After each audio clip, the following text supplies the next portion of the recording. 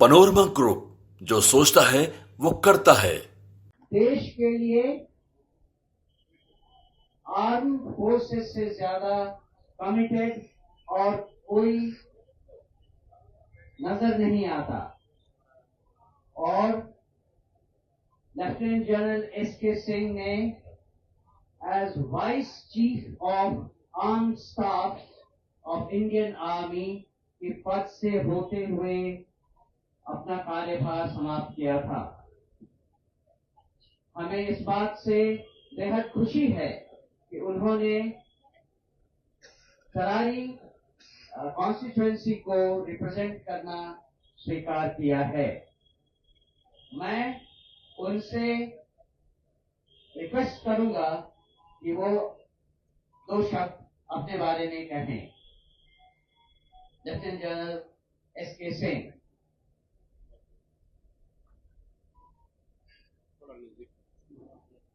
प्रिय प्रेस के भाइयों और बहनों, कुछ दिन पहले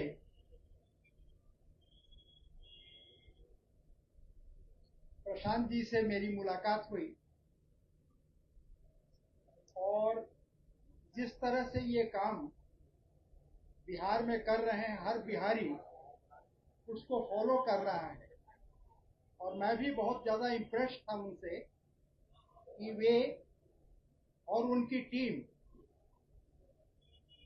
गांव-गांव जाकर के पिछले 2.5-3 साल से मंथन कर रहे हैं और ऐसे कैंडिडेट्स के लिए खोज रहे हैं जो कि सचमुच में देश की सेवा करना चाहता हो, जिसकी छवि ठीक हो और उस तरह से, क्योंकि कैंडिडेट ही सब कुछ है, उसके साथ अपनी पार्टी में बनाकर बिहार के पॉलिटिक्स को अच्छा कर सके।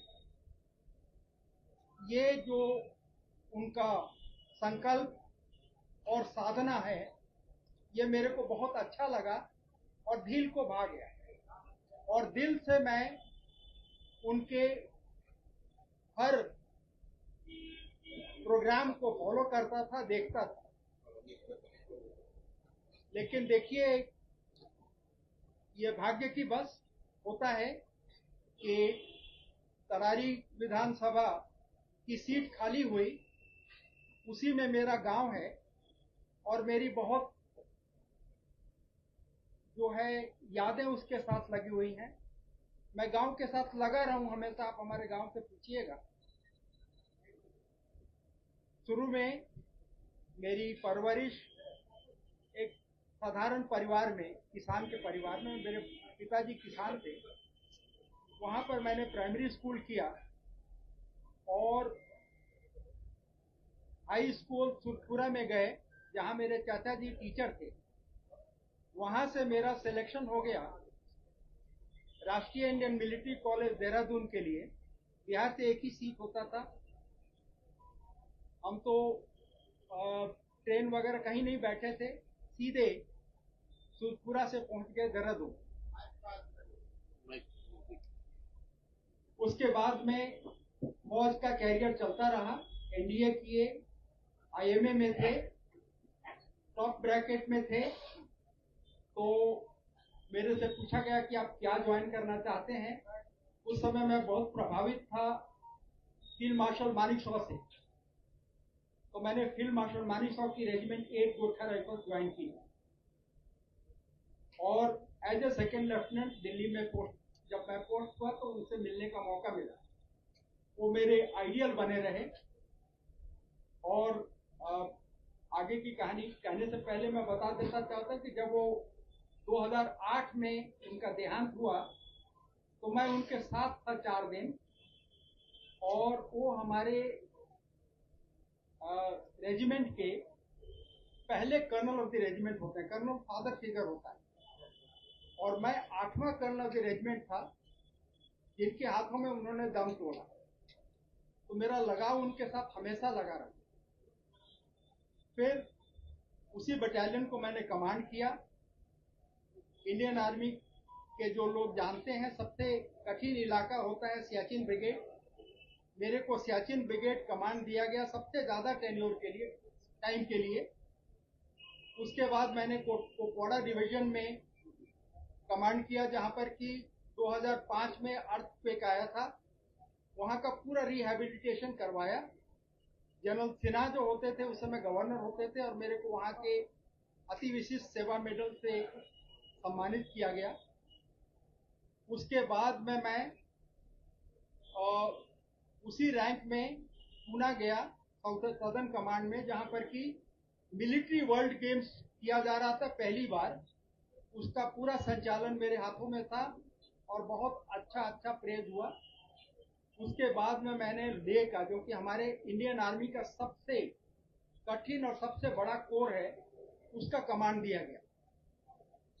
उस समय चाइनीज का जो बिल्डअप हो रहा था, उसके लिए पूरा आर्मर्ड रेजिमेंट्स और टैंक्स उस समय मेरे को, मैं अपना श्रेय ले सकता हूं कि मैंने उसको इंडक्ट कराया। वहीं पर वो जो बॉर्डर के जो बना हुआ डिफेंसेस और इंफ्रास्ट्रक्चर बन रहे हैं, वो उस समय स्टार्ट किया गया, जबकि अब बहुत अच्छे क्वालिटी के हो गए। उसके बाद मैं आर्मी कमांडर बन करके जयपुर में गया। जयपुर में 1 साल काटने के बाद में मेरे को दिल्ली में वाइस चीफ के तौर पर बुला लिया गया। वाइस चीफ के तौर पर जब मैं था, तो उस समय उत्तराखंड का जो त्रासदी हुई थी, उसका पूरा ऑपरेशनल कंट्रोल मैं ऑफिसरों से किया। और उसके बाद जब मैं रिटायर किया 2013 के अंत में, एक दिन भी गैप नहीं था मेरे लिए। 4 साल के लिए मेरे को आर्म फोर्सेस ट्रिब्यूनल में एडमिनिस्ट्रेटिव मेंबर के तौर पर वहां पर नियुक्ति किया गया।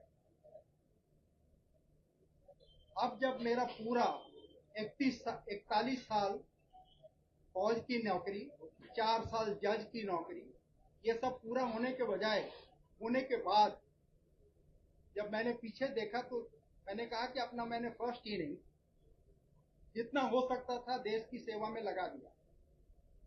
अब सेकेंड इनिंग्स में मेरे को अपने गांव की तरफ जाना है। तो मेरा, जब प्रशांत जी ने ये प्रपोजल दिया, तो मेरे को लगा कि अब मैं इसी के लिए देख रहा हूं। मैं अपने पुराने विचार का आदमी हूं और मैं सोचता हूं कि मैं खुश नहीं हूं उस डिसीजन। इसलिए नहीं खुश हूं, 2-3 कारण बता देता हूं। हमारे सिपाही के लिए हमारा रेजिमेंट एक परिवार होता है, जहां वो 17 साल 20 साल, जैसे वो बन जाता 25 साल 30 साल तक काम करता है। उसके बाद में जब भी होता है, वो समय का जो भी परिवार का हेड होता है, उसको लिखता है कि सर मैं यहाँ हूँ, ये हूँ। वो इतने की जो 17 साल की जो नौकरी में जो एफिलिएशन होता है, उसको हमारे टर्म में रेजिमेंटेशन कहते हैं। तो 4 साल का अग्निवीर जो जिसको पेंशन नहीं मिल रहा है, उसकी लगाव उस परिवार के साथ कैसा होगा, वो कम होगा। वही हम लोगों का सबसे ज्यादा स्ट्रॉन्ग पॉइंट था। गलवान की लड़ाई में चाइनीज जो हैं, जिसका मॉडल हम फॉलो कर रहे हैं, वो टूर ऑफ ड्यूटी का मॉडल 4 करते थे कि हम आपको ये करते। उनका जो फाइटिंग कैपेबिलिटी था, वो हमारे सैनिकों के सामने कुछ नहीं। उनके पास टेक्निकल चीजें थी, वेपन्स थे, बट जिस जज्बे के साथ हमारे ट्रुप लड़ते हैं, जब सीओ साहब का ये उनके ऊपर प्रहार हुआ, पूरा रेजिमेंट बौखला गया। बिहार रेजिमेंट थी कि सर आपने हमारे सीओ साहब को मार दिया। वो आप खुद सोचिए कि 4 साल में वो कनेक्टिविटी आ पाएगी, रेजिमेंटेशन आ पाएगा। दूसरा, और कोई टेक्निकल ट्रेनिंग जो है, उसमें टाइम लगता है। एक सिविलियन से एक सिपाही को बनाने के लिए 1.5 साल के करीब, 2 साल के करीब लगता है। उसके बाद अगर वो आमदपुर में गया है, तो उसको टैंक का ड्राइवर बनना है, टैंक का गनर बनना है, टैंक का लोडर बनना है। हर चीज में टाइम लगता है। जब तक वो परफेक्ट होता है अपनी ट्रेनिंग 4-5 साल करने के बाद, उसको जाने का टाइम आ जाता है। तो हमारे लिए भी अच्छा नहीं है और ये के लिए भी। देखिए ऐसा है, कोई भी नया चीज आता है तो उसमें कमियां और स्ट्रेंथ होती हैं, उनके स्ट्रेंथ होगा तभी उन्होंने लागू किया है। लेकिन मेरे विचार से इसको दोबारा देखने की जरूरत है और जहां तक हो सके उसको सुधारने की जरूरत है। क्या आप अपने इलाके, आपका इलाका और छपरा का इलाका ये बहुत इम्पोर्टेंट होता है, अपने नए जो नवयुवक हैं वो आप मना करेंगे कि अभी अग्निवीर में शामिल मत हो? नहीं, ऐसा है कि कभी नहीं करेंगे। वो सिपाही है, देश की रक्षा के लिए जा रहा है, ट्रेनिंग में जा रहा है। हम बोले क्यों कहते हैं कि बेटा तुम 25% में अभी सेलेक्ट नहीं हो? मेरे विचार से लगता है कि इस गवर्नमेंट इसके परसेंटेज को और बढ़ाएगी।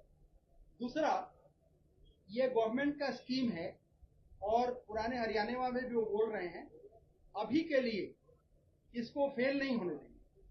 कोई भी अग्निवीर बेकार नहीं होगा, उसको कुछ न कुछ नौकरी मिलेगी। हमने तो जितने भी आए हैं कि सर हम करें कि नहीं करें, हमने कहा बेटा आज जाओ, अगर मैं तुम्हारी जगह होता तो आज जाऊं। मैं किसी को नहीं रोकूंगा, किसी को एडवाइस नहीं करूंगा, क्योंकि पॉलिसी चेंज होती रहती है। हम दोनों बात कह रहे हैं। नहीं, आप सुनिए, आप पॉलिटिकली देख रहे हैं ऐसे देखो, मैं तो एक टेक्निकल अपना फौजी के तौर पर बोल रहा हूँ कि जाना है उसको, नौकरी करनी है। हो सकता है 25% में आ जाए, हो सकता है ये कोटा 25 से 50-75 हो जाए, या जैसे पहले आया था शॉर्ट सर्विस कमीशन, उसमें था कि 5 साल के बाद चले जाएंगे आप, फिर 10 साल के बाद चले जाएंगे करके। अभी 90% शॉर्ट सर्विस कमीशन ऑफिसर को परमानेंट मिल जाता है, तो अभी हम क्यों उसको रोकें? उसको जाने देना है। लेकिन हमारा सरकार से यही प्रार्थना है कि इसको फिर से देखभाल करें, एक कमेटी बनाए और इसको इम्प्रूव करने की कोशिश